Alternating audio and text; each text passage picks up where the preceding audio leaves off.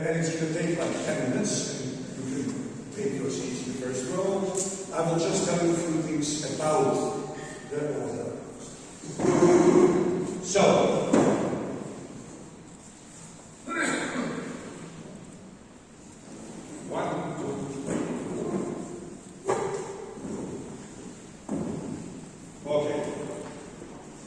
so those who participated in the Congress from its beginning could hear also a few lectures about tikkun. What's tikkun? What's the concept of tikkun? In Kabbalah, and especially in Sabbatian Kabbalah, and later in Sabbatian Kabbalah, that you can actually rectify things. So we are rectifying here something. When you grow up in Europe, and you read all of these chivalry novels and historical novels, and then you ask yourself, where is the Jewish children? But you can see there are all kinds of not totally planned dreams, or not unfinished dreams about that. As you can see here, is the famous Nagana from Sarajevo, from Sarajevo. And you can see three different escudos. Right? You can see three different coats of arms. So on the right side, you actually see how they are originally placed. And you can see how above the first word of the Pastor of Haggadah, you actually have the escudo of Barcelona, or escudo de Reinado de Aragon. And then in lower two corners, you have two additional escudos, and there is a huge disputation amongst the scholars whether these were two Jewish families who had their own escudos, or whether these are two escudos of the two Christian families, those Jewish families, probably Sarajevo Haggadah. And we have with us Professor Shalom Salah, who just recently published a great research on the Sarajevo Haggadah, and he also summarized this entire story. So the question is whether the escudos are actually Jewish, or these are the Jewish consigliers and bankers of two aristocratic families. But it seems to be that Haggadah was produced as a wedding gift to two Jewish families getting together. And then, as you can see, there is a fleur de lis, or whatever is the French word, right? And there is a question, why would you have it there? Let me just see what's the right direction here. Oh, I see now. Yes. So, now we are switching to the thing that you all have seen, at least on the backs that you have received during the conference or at the beginning of the conference. This is actually the coat of arms of our order of Caballeros del Ladino. I'll tell you how it started, as an idea. There were people who were donors to the center on one side, and on the other side there were people who should be recognized for the tremendous contribution they have given to Sephardic culture, or to the research of Sephardic culture. So it's three different aspects, right? One is helping the center survive, the other is research, and the third is contribution to the culture itself, to the research of the culture. And then we were thinking what to do, and obviously some people might prefer, we hope you wouldn't, but some people, would prefer some kind of monetary recognition. As a center for Sephardic studies at the Ben Gurion University, if it was Ben Gurion Airport, we could do much better. It's Ben Gurion University, and we can't really. So we said, let's do Order of Children. And at that particular moment, Professor Yaakov Ben Tolima was also on the board with us, and he said, you must be crazy, chivalry orders. Who gives the sign of chivalry? The kings, the queens. So Tamar was like, no, we can't do this. And I thought, listen, every single culture has some kind of premises, right? Some kind of, how we call it, things which are never questioned. Things that the culture is built on. And one of such things in Sephardic culture is that there is such a thing as order. No Sephardi ever asked himself, what's order? What order is all about? Who is giving you? Everybody knows order exists. So I thought, listen, nobody's going to ask how come the army did this. People will just ask, why did he receive, why did she receive, why did she receive first? And it really worked that way. And then the Israeli ministry, the Ministry of Foreign Affairs also started calling us in whether we can give this recognition to all kind of people. The state give anything to them, but the foreign ministry thinks they are important enough, and so on. And I was always like, of course, if they are related to Ladino, with pleasure. Then, unfortunately, the late president of Israel, Don Isaac Rabin, he was the 5th president of Israel, he passed away. And his son Erez, calls me like a few days before the first Ashkara, first annual ceremony, and he says, listen, my father did a lot for Ladino, and we were friends, and I'm looking for different ways of how his memory could be commemorated amongst us of Ladino. What can you offer me? So I told him, listen, we have an order of chivalry, and we can call it after him. And he was like, oh, yeah, that's cool.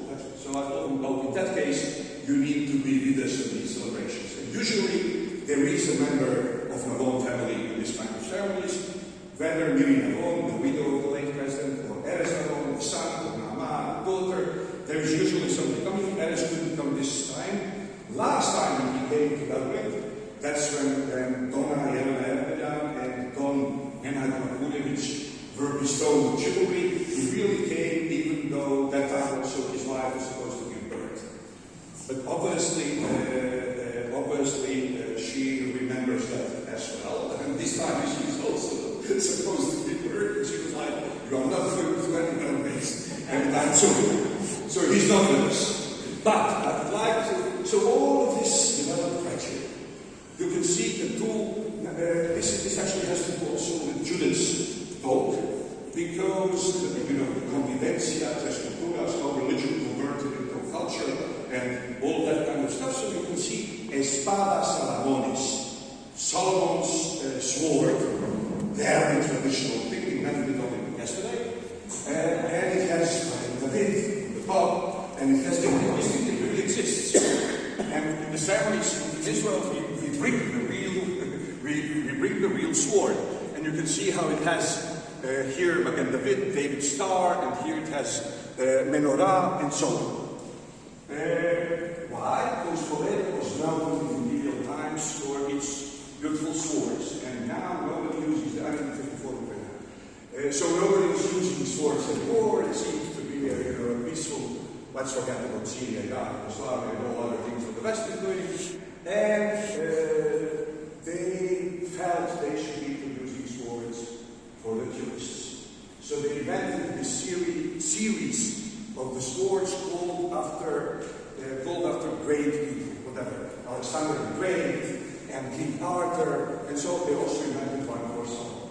Now, once we already had a sword, we said now we can also do the coat of arms. So this was actually, our center is like 60 years old, and this is all, evolution. Now, what's written here around? We are, exactly. Now, we are the University of Ben-Gurion. But the full name of the university is University of Ben-Gurion. Ben-Gurion University in the Negev. Negev is the southern province of Israel. And this biblical verse actually says, Galut Yerushalayim Asher B'Sfarad Yirshu et Arei HaNegev. That means the diaspora of Jerusalem, or the captives of Jerusalem who live in Spain, they will inherit the cities of Negev. Right? So it could, it's obviously meant for those who are the center of Ladino culture and Ben-Gurion University. Now, additional few things. You can see the lion, it's obviously the lion of Judah, and you can also see the floor of Lee, and everybody asks, what's your relation to French? And we say, well, our relation to French is that they are stealing things from us. So, I'll show you how deep is our relation to French. You see this. This is an old Israeli shekel from 2,000 years ago. This is a new Israeli shekel, which is modeled after this one.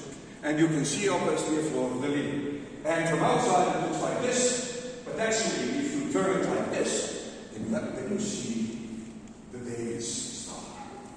And where in the temple we have fleur de lis, it specifically says in the book of Kings, first book of Kings, chapter 7, verse 26, that this thing called Yam Shelomo, which is basically the water container in the middle of the temple, from which the small water containers were filled in order for the priests to wash their hands and to wash their lap.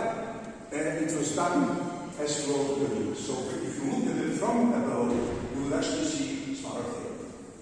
Then, another thing, in the book of Melachim, but whatever, there is additional letters which should be there. You have the two columns, right? And they are described, Yachin and Boaz, and it says that on the top of on top of each of them, there is a fleur de lis. Now we can see why. Because 6 and 6 are 12, and 12 are tribes of Israel. So, being that the temple was the national temple which represents all the tribes, you actually have 6 plus 6 on both sides of it. But this is even more. This is even more interesting. It seems to be that at the top of menorah, which is 7 6 candelabra, or whatever it's called in English, on the top of each, there was a lamp, oil lamp, which also had the floor of the fleur de lis. And that would actually mean that the flame itself was the seventh.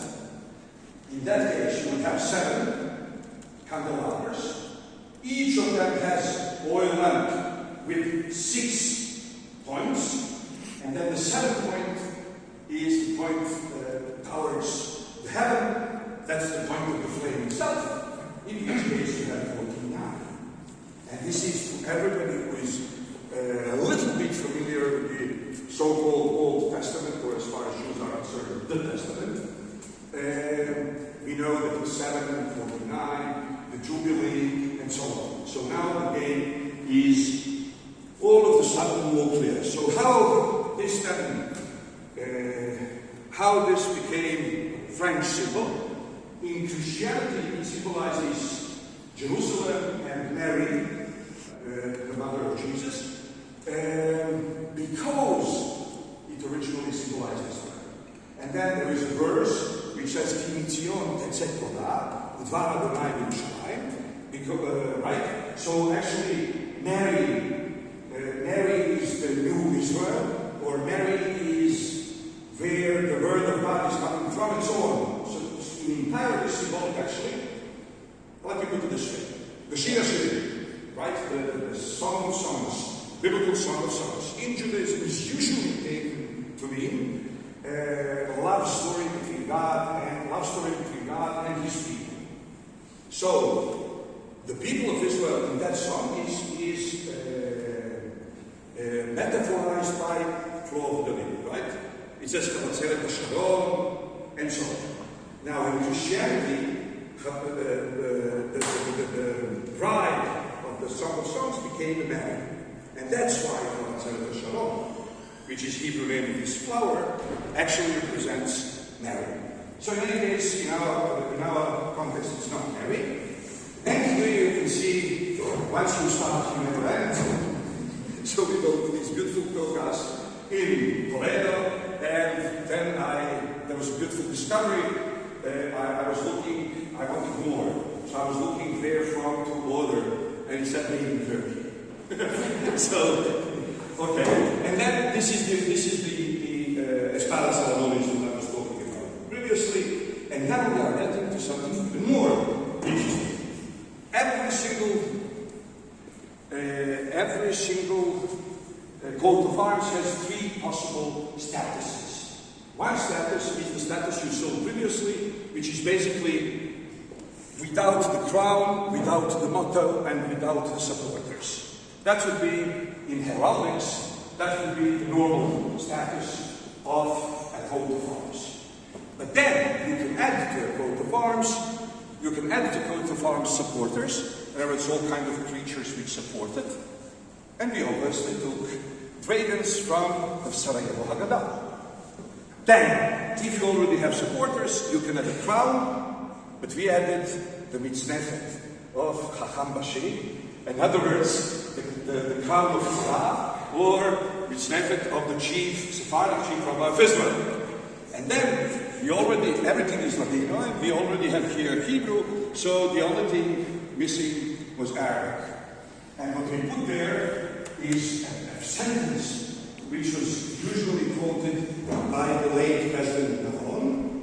Oh, so here you can see from where the dragons are taken, right?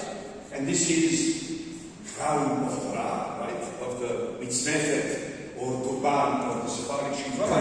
And interestingly enough, most of the people don't know this. This didn't usually look like this. This is Ham Ribim and Zion Hayuziel, which rebranded it in order to look like the new state of Israel, blue and white, and 12 tribes of Israel.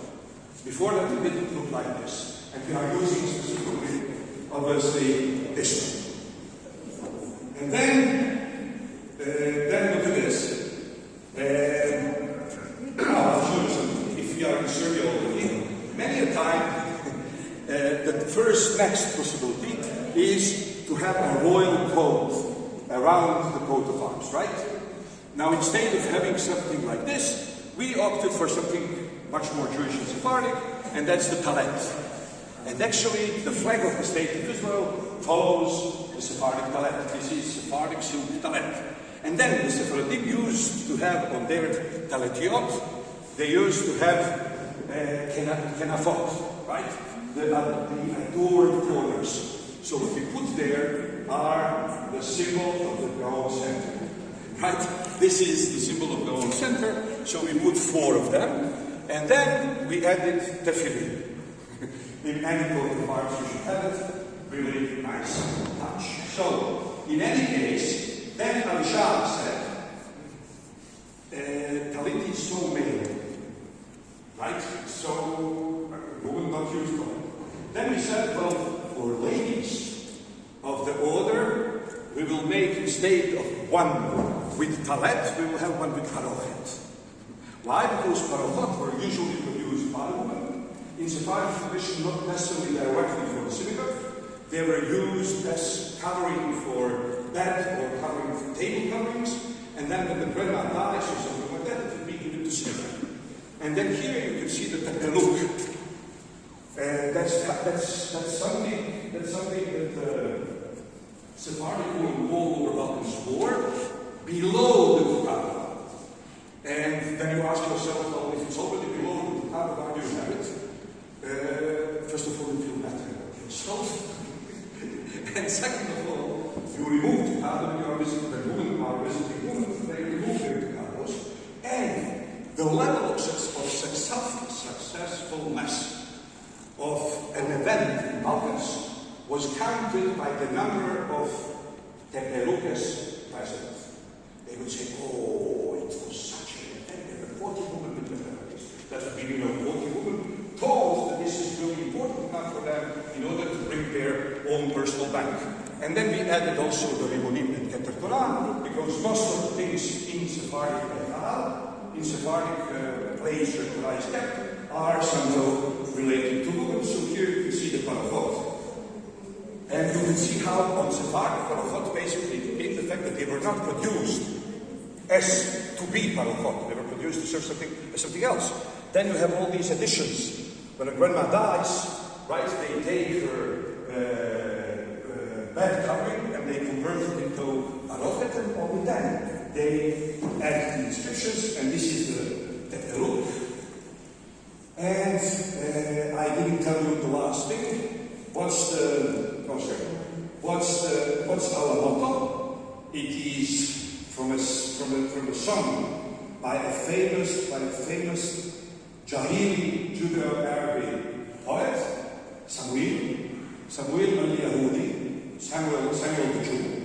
And the Arabs have this verzonden thing, right, in which they are fighting all kinds of imagined enemies. And so he says in one of the songs, he says, she told me, you are a handful. In other words, the Jews are a handful. And I told her, Inna Kirama Pablo, the aristocracy is always two members. And then Yitzhak Rabin, who was the 5th president of Israel, Sephardic himself, obviously, they used to call him Israel, Mr. Latino.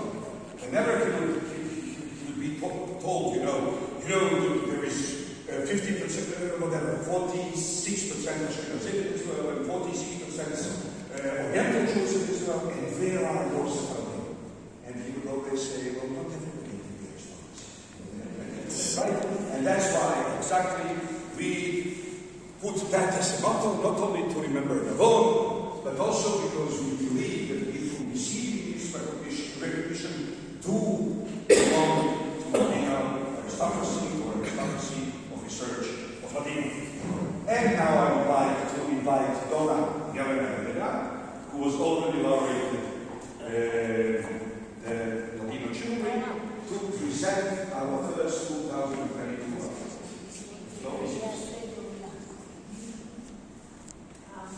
Ladies and gentlemen, it's a great pleasure, and it's indeed a great honor to present to you Dr. Pinka Vidakovich-Becker.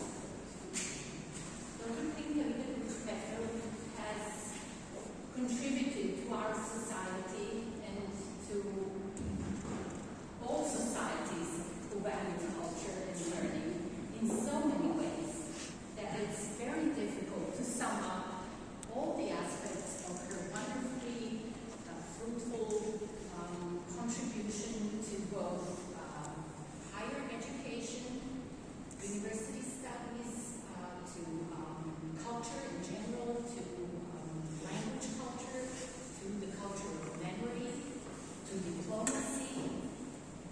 And here are just a few words about her life's achievement.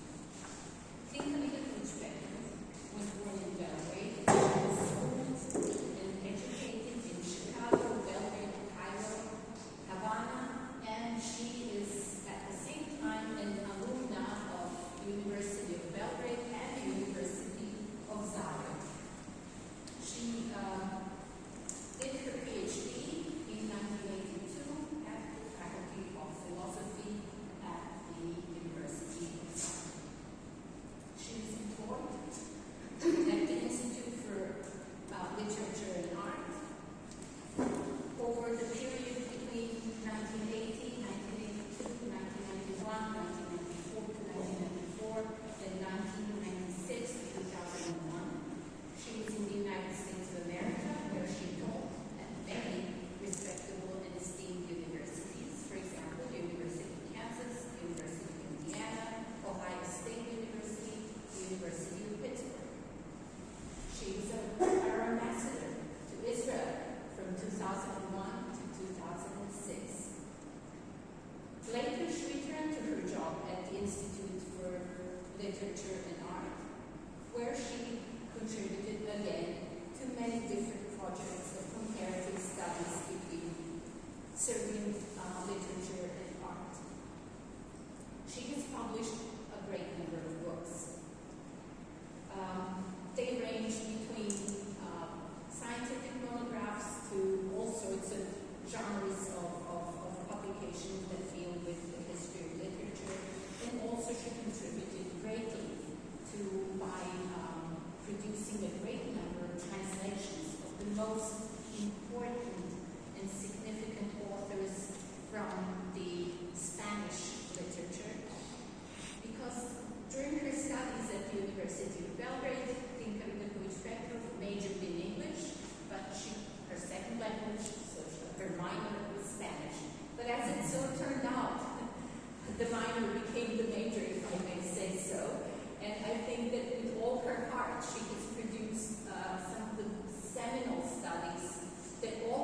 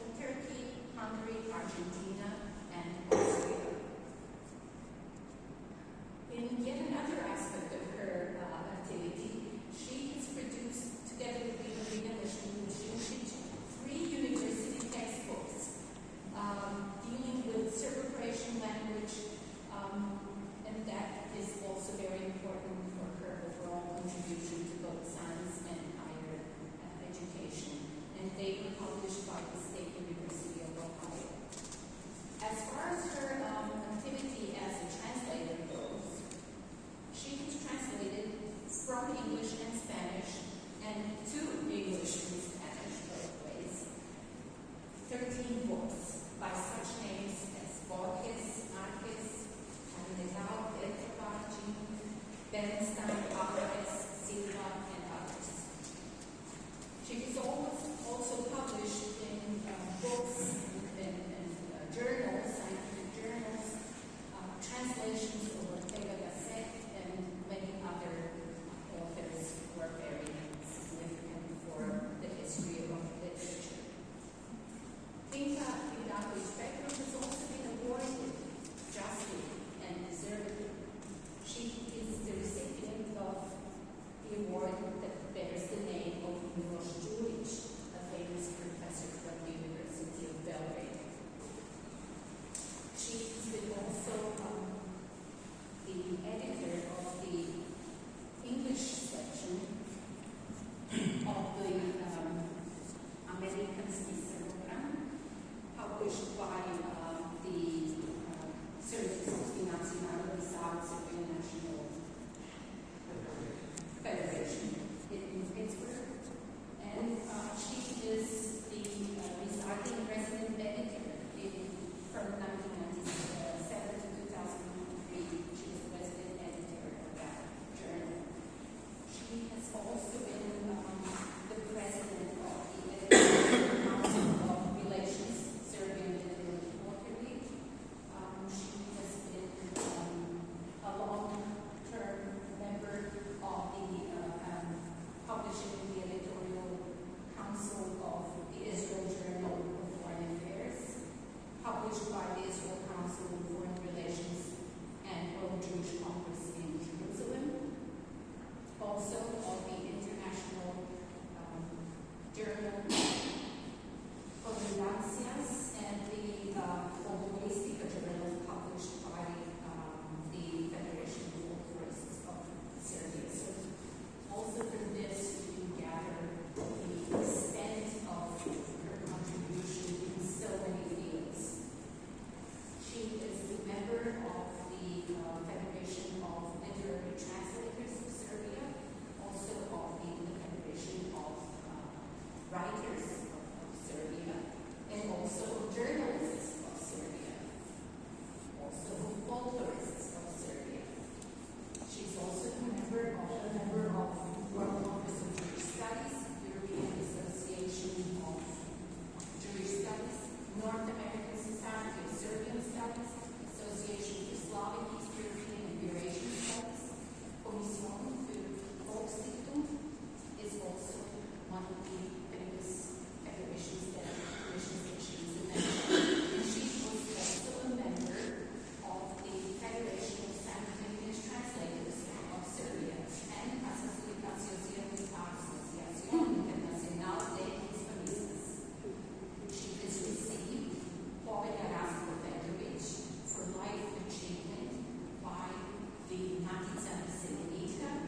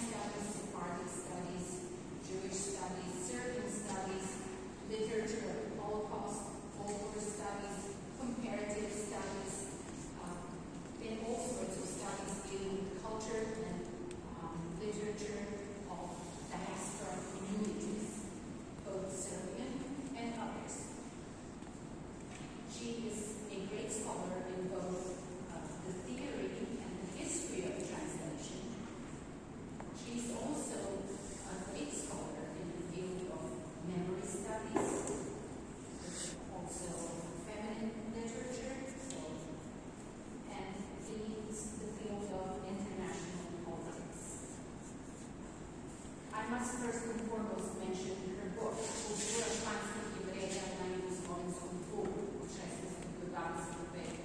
So the culture of Spanish Jews on Yugoslav soil from the 16th to the 20th century. This is the seminal book that all of us depend upon, not only here in Serbia, but all over the world. And these are very foundations of Sephardic studies, not only in Serbia, but internationally. This book has had several editions, several publications in 1986, and then in 1990, and recently in 2001. Another book that she has published is called Pogledi u usmeni književnosti, being the folklore literature, the oral literature, and published in Belgrade in 1990. Yet another, Serbia and Španija, književne veze, on the literary ties between Serbia and Spain, published in Belgrade in 2007. Srbi u Americi i njihova periodika, Serbs in America and their journals, the other publications, published in Belgrade in 2007. Od Balkana do Tihog okeana, kultura i književnost srpskih iseljenika u SAD. From the Balkans to the Pacific, the culture and literature of Serbian immigrants to the United States of America, published in Belgrade in 2014. Aspects of culture, Español and Espacio Yugoslav, this needs no translation, published in Paris in 2012. Serbian Americans, History, Culture, and Press, Los Angeles, 2015. Horizonte, Español, published in Belgrade in 2017. From 2021, Victor Yakovic Petro is the acting director of the Memorial Center of Staro Sajmište in Belgrade. These are just a few words that I offer. This is why I have stage fright more than any other time. I might have spoken to audiences, but this is really a very important moment when we call Dr. Victor Yakovic Petro to receive the order of Cavalier of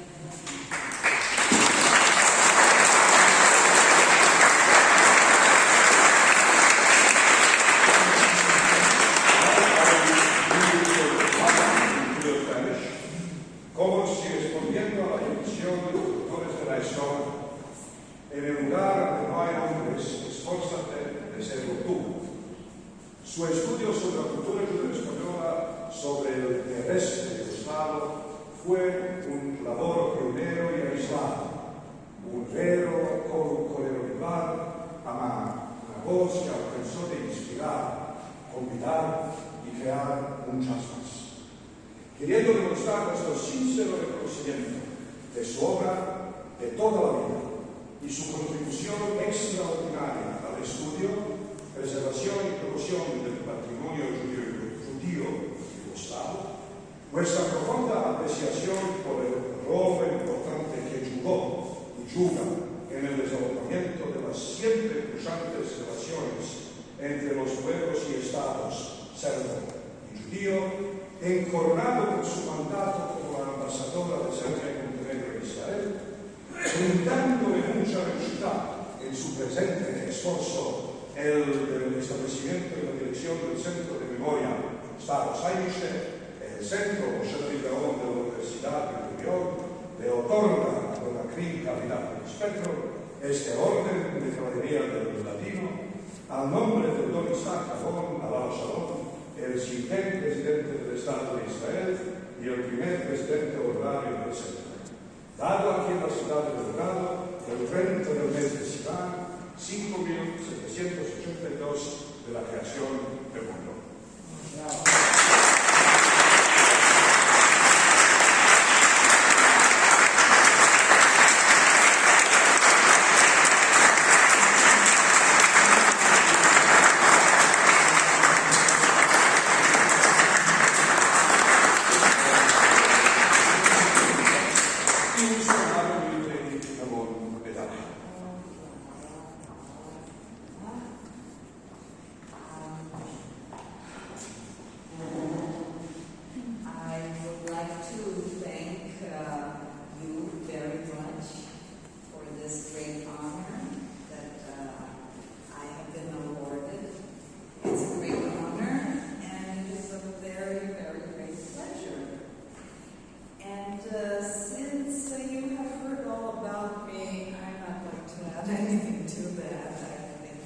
too much, but I would like to say something, listening to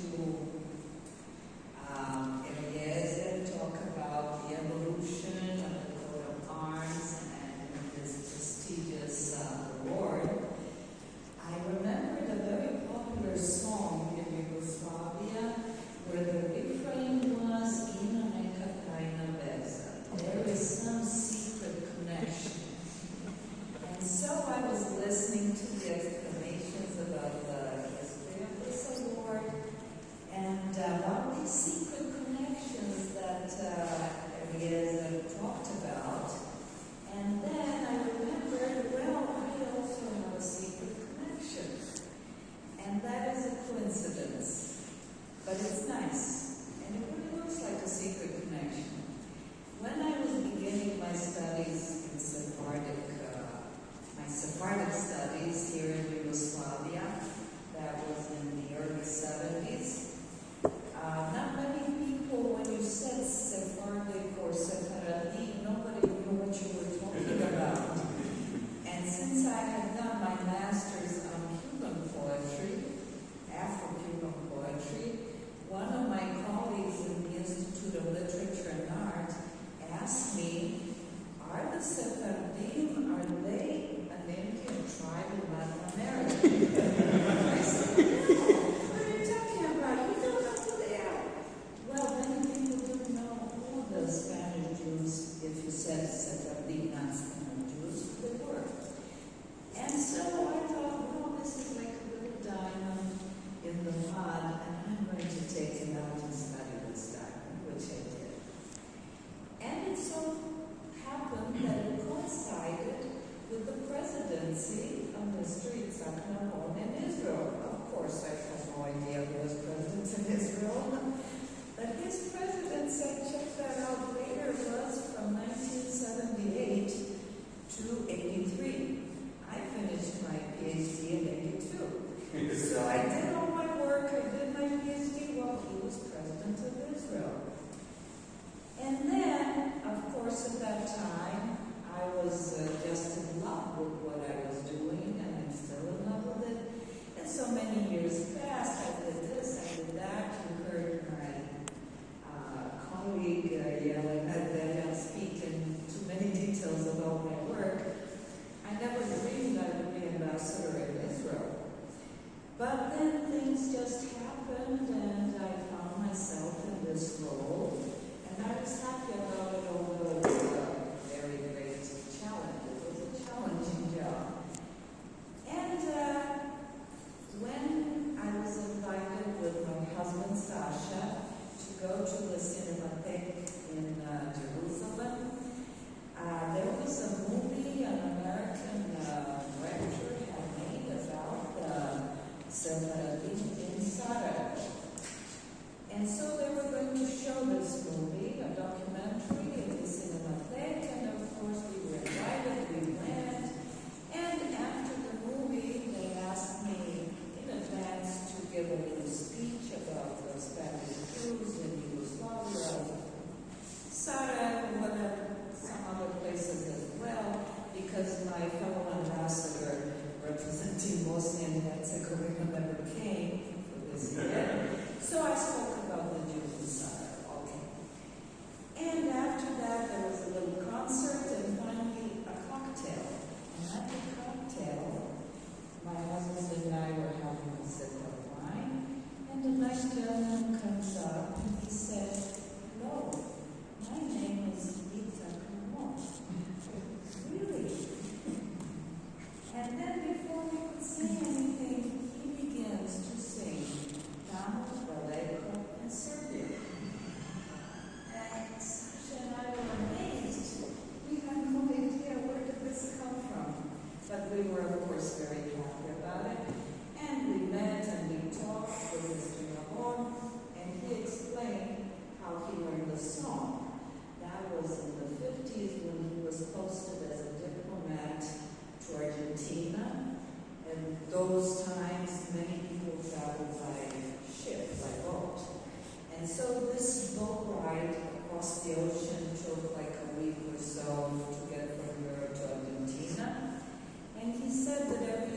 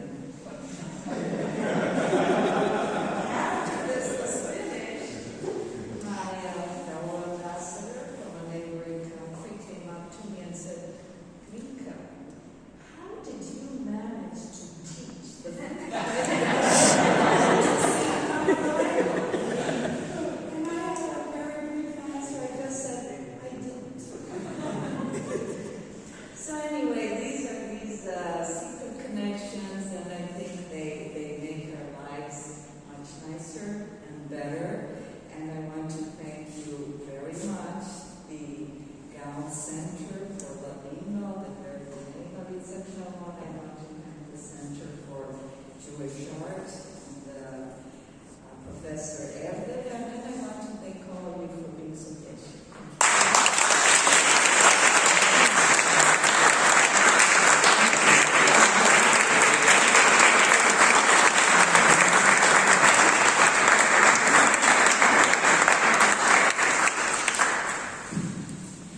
We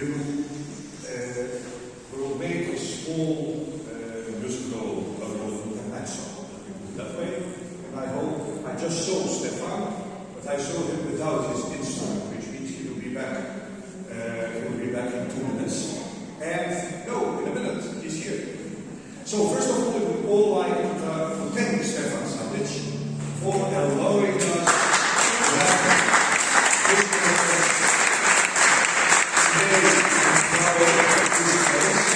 Stefan is the Chazan of the Jewish Communities of Belgrade, and he's also the director of the Jewish Cultural Center of Belgrade.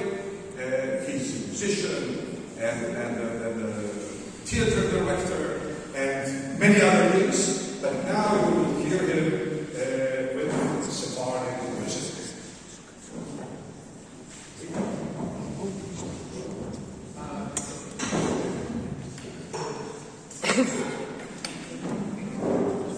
Good evening, ladies and gentlemen. You will hear my band tomorrow, but in honor of this occasion, I will sing for you now one of the songs that I don't think I for you.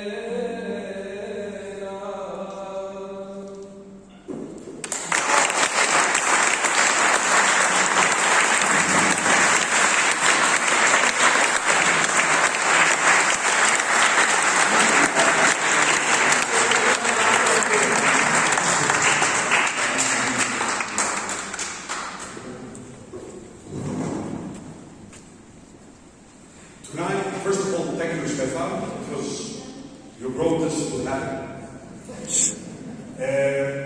Today we had two laureates belonging to different categories. The first laureate was Opera de toda la vida, in other words, for an entire life effort. Our second laureate tonight, he has done tremendous contribution in the field of preservation of Sephardic and generally Jewish culture, not only in Serbia, but in all of Yugoslavia. The way the things are done today, in other words, digitalization of anything findable, imaginable, and so on. So I would like to invite now Don Vuk Daltovic, who was laureate of the Cavaliero della Diva Prize a few years ago, to present our second laureate, Donna Biljana Navahani. Vuk, the floor is yours. Thank you very much.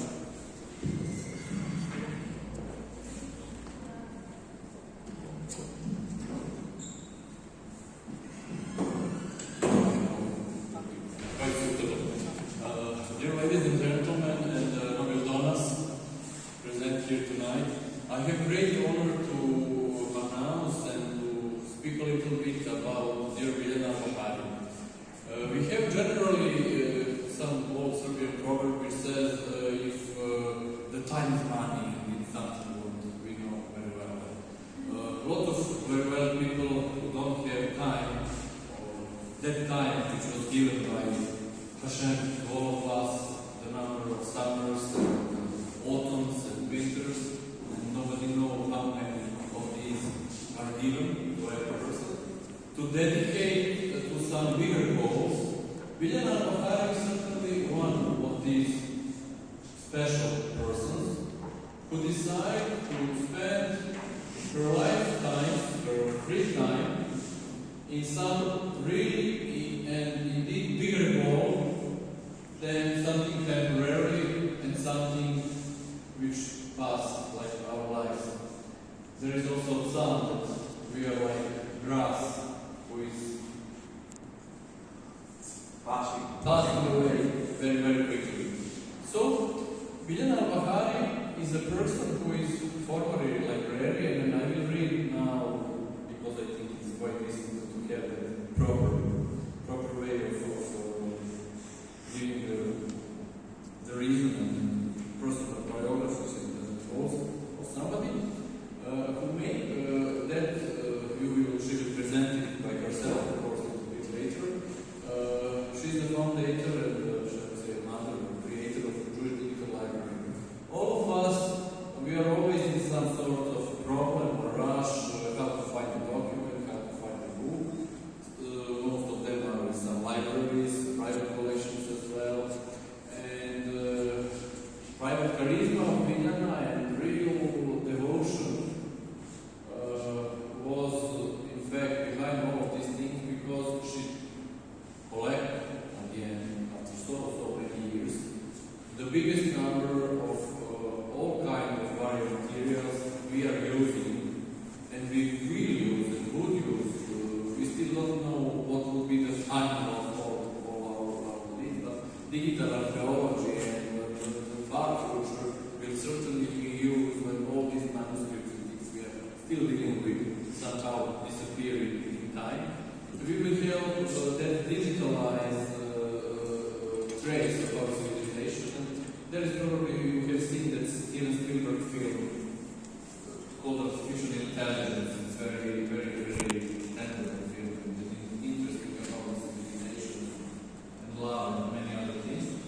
So, Biljana is one special person who created special content. So, she is now the library consultant in the National Library of Serbia, and she of course graduated from literature and librarianship and faculty of philosophy in Sarajevo, again some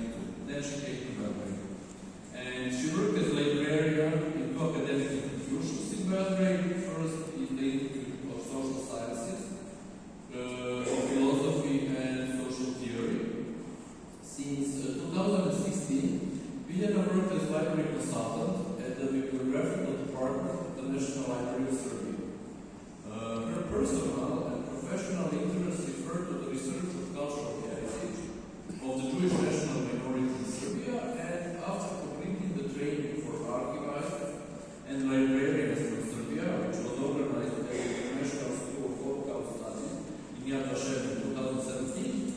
Her current and future interests include introduction to librarians from Serbia on the basis of Yad Vashem's educational philosophy and Jewish heritage, and recognizing the personal and institutional potential of creating and implementing various programs based on library materials and local history. But in fact, she created by herself the biggest database we have in ex-Yugoslavia. And now, having proceed, she is also a member of Shoah Lab with some special grade of local studies laboratory, which was founded as a hub for disciplinary and methodologically different approaches to Holocaust research. She is also a board member of Haver Serbia and remembered Hila Dajca board, as well as the Serbian Library Association and Belgrade Community Force. For several years now, Milena Bakari has been secretary at the editorial office of the academic paper peer-reviewed journals, Philosophy and Society and Critique, Journal of Philosophy and Theory of Society. She won the second prize at the 59th prize competition for works with the Jewish themes awarded by the Federation of Jewish Communities of Serbia. And she has published until now 6 books. She is the author and co-author of many professional texts in the periodicals and collections of paper magazines. She gave numerous lectures at home and abroad, and she is a member of numerous international and local projects in the field of education, librarianship, and science. I would like to emphasize some of her writings. In 2021, she published a book titled Bibliography of Books on Jews and Judaism printed in Serbia from 1837 to 2017. In 2020, she published a book called Review of Jewish Periodicals in Serbia from 1888 to 2019. In 2017, she published 2 books. The first is titled Writing Suffering, a Book of Books, a guide to Holocaust publications, and the second one, Turning Over the Page of Time, Jewish Periodicals in Serbia, 1888-2016, also published in Canada. But her, in fact, life project is the founding of that Jewish Digital Library, a certain database, as the thematic digital repository of the Jewish Digital Library Association. This repository provides open access to publications and other materials related to Jewish heritage in Serbia, ex-Yugoslav countries, and all over the world. The Jewish Digital Library Association is a non-governmental, non-profit association founded to collect, present, promote, and preserve general Jewish religious and world heritage, culture, literature, history, language, and above all, to promote various library materials and literature about the Holocaust.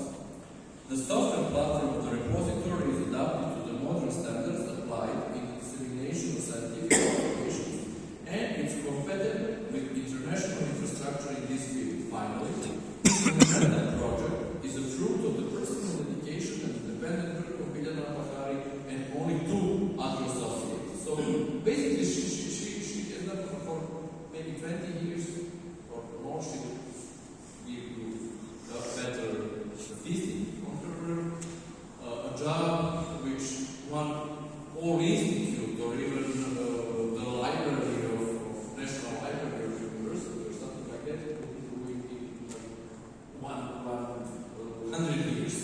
I'm impressed with her career. I'm a personal as a friend and her admirer, and now I'm inviting dear Professor Pafo to promote her and award her with Cavaliere del Nino Prize. Cavaliera. Just like previously, we'll do it in Ladino and other languages, but we also have one in English for the things and awards.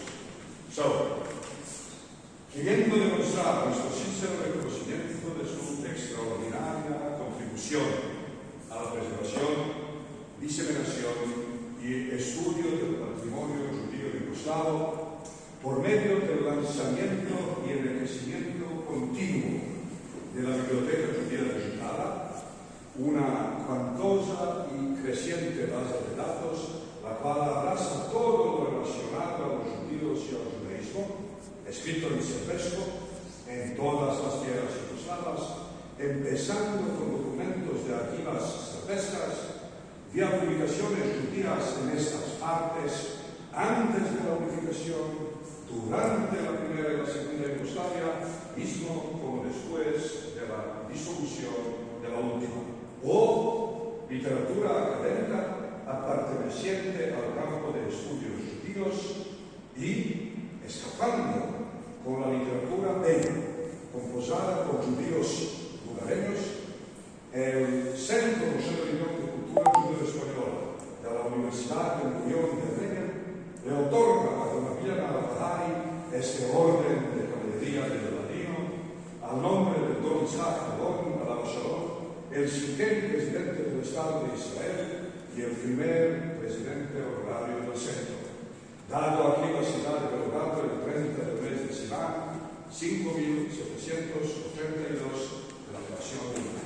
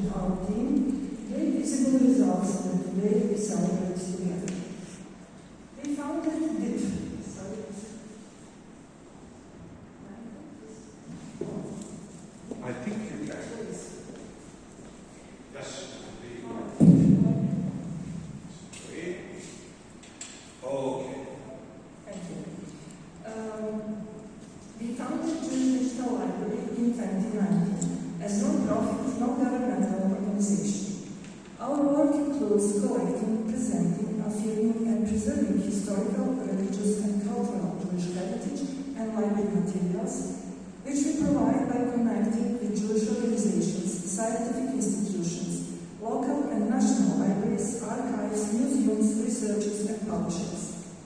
Collected material we present and make visible and accessible to a large number of users through thematic online repository database.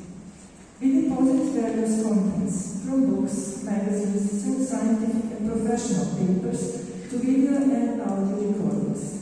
Preparation and processing of materials include selection, scanning, OCR process, image formatting, metadata entry, making abstracts and keywords inserted in English, and setting up digital objects. Our repository is based on principle of thematic branching. Materials grouped by topics related to recognizable content. For illustration, one such topic is dedicated to famous Jews and Jewish families and persons, especially those who survived the Holocaust and gone to permanently preserve their testimonies, individual or family stories, by depositing them in our database.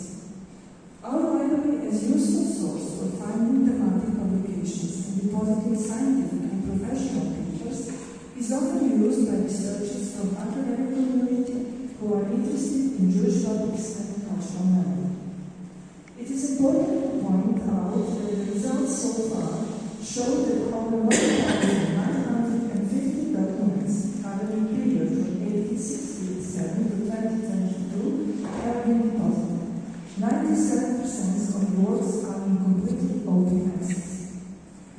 Jewish Digital Library has also become internationally recognizable and visible in databases such as World Catalog, Global Open Repository Directory, Google Academic, and Core, one of the largest aggregators for open access papers. We have become part of the Anti-Semitism Network, and we are also proud that 17 new Jewish topics related to content and sources from our digital library are set on Wikipedia survey. The library was also promoted at several important scientific and international professional events, such as conference at the World Association of Jewish Libraries, workshop Jewish Art and Tradition, conference of the Library Association of Serbia, and webinar organized for teachers from Serbia. Jewish Digital Library is one of few European libraries that is also placed on the World Interactive Map of Judaica collections. Digital format and open access are signals that the Jewish Digital Library follows modern technological and user trends and is aimed at the widest audience. Although this library is first independent for scholars and researchers of Judaism and Jewish history, it can also be helpful to state institutions and non-governmental organizations. In our future work, priorities will be continuation and increasing cooperation with libraries, museums, archives, and publishers. This will include engagement of certain ministries as well as cooperation between Jewish Historical Museum, National Library of Serbia, Historical Archives of Belgrade, Archives of Yugoslavia, Museum of Genocide Victims, and some NGOs dealing with the Holocaust and culture of remembrance. It would be useful to expand cooperation with relevant institutions from abroad. First of all, with the National Library of Israel, Yad Vashem, International Holocaust Remembrance Alliance, Erenthal Archive, Europeana, and Centropa, but also with other libraries and archives in Europe and the world that have recognizable and distinctive Judaica collections. The fact that Jewish Digital Library doesn't deal only with bibliographic data and technical entry, but also achieves and expands cooperation with institutions and authors that recognize our mission, make this work even more valuable and significant. In the end, although this award is personal, it certainly belongs also to Aaron and Ivan, two faithful members of the Belgrade Jewish community who are dedicated to finding, preparing, and digitizing materials. I would say that each award expresses its donors and winners. I'm sure that those who awarded us recognize our trying to preserve small pieces of very Jewish heritage, a especially from Jerusalem Jews and their unique history. I believe that this award certainly will be impulse and motivation for us to make further progress. Thank you for your attention.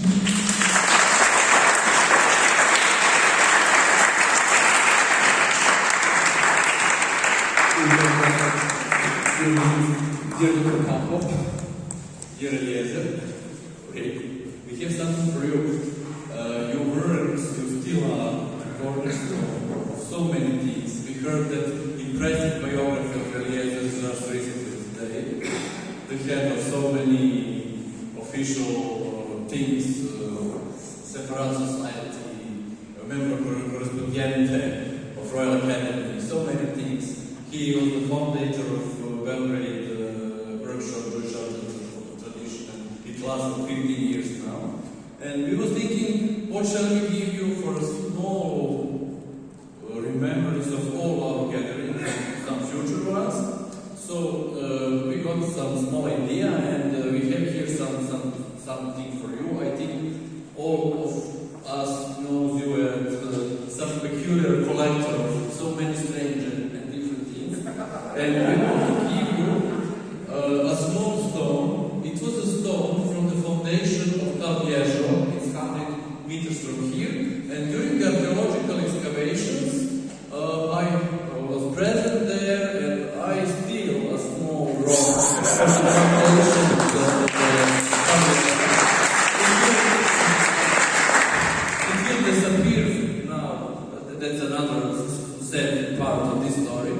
But the archaeological findings that it dates from 17th century, and as a rabbi also, Eliezer know how many prayers to Baruch Hashem go from that Cal Viejo in Belgrade from that time, and because it's taken from the foundation by myself, I know from the exact place. We have here the small picture of late Cal Viejo, and down there is the archaeological site, now it's closed, and the rock from foundation is inside. So remember us, remember all these gatherings.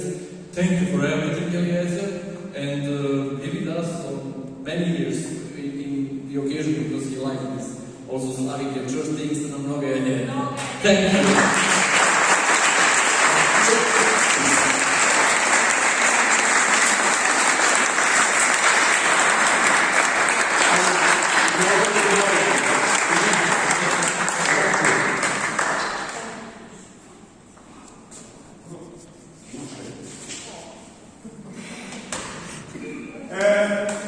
Thanks to each and every, and we hope to see you tomorrow morning 9 o'clock